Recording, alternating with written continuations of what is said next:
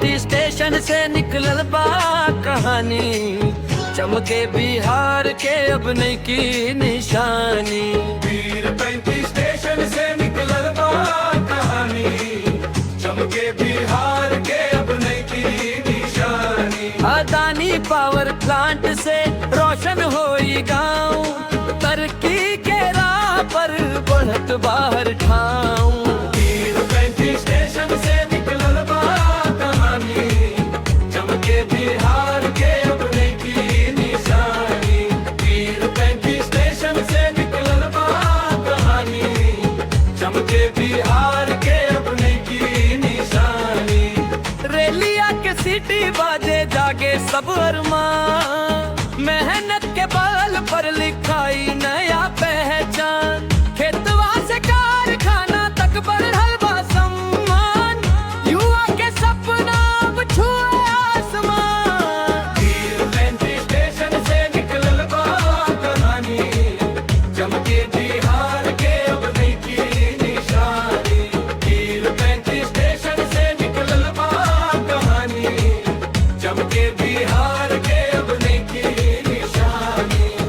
गंगा किनारे बसेला हमारी धरती, मेहनत का श्लोगन के सबसे प्यारी माटी। बिजली के उजियारा लेके आई नई बाहर, खुशहाली के गीत गावे पूरा परिवार। वीर 35 स्टेशन से निकलल बा कहानी, चमके बिहार के अब नहीं की निशानी। वीर 35 स्टेशन से निकलल बा कहानी, चमके बिहार के अब नहीं की निशानी। वीर 35 स्टेशन से निकलल बा कहानी, चमके बिहार के अब नहीं की निशानी। बरन से अदानी के नाम सुनाई, विकास के गाथा अब दूर तलक जाई। वीर 35 के धरती बोले गर्व से आज, बिहार के बढ़त कदम बनल नया समाज। वीर 35 स्टेशन से निकलल बा कहानी, चमके बिहार के अब नहीं की निशानी।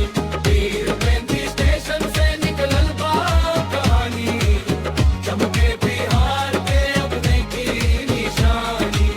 सोलो बन स्टेशन अदानी के पहचान, तरक्की के रास्ता पर बढ़े